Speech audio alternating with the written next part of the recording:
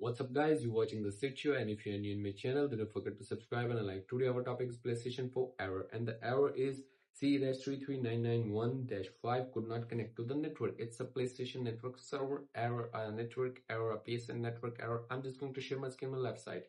Here we go to the screen, and here we are at the settings, and simply go to the login settings. Your PSN account is logged in or not. If you set the passcode, you just turn it off.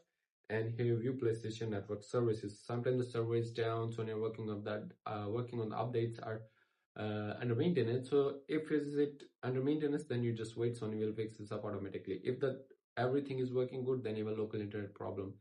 If you got the problem, you must connect with your local internet provider, or forget the old one and connect a new one. You can change your DNS settings manually. I'm just going to suggest you use a wired LAN cable from router to PlayStation 4 and set up a new connection.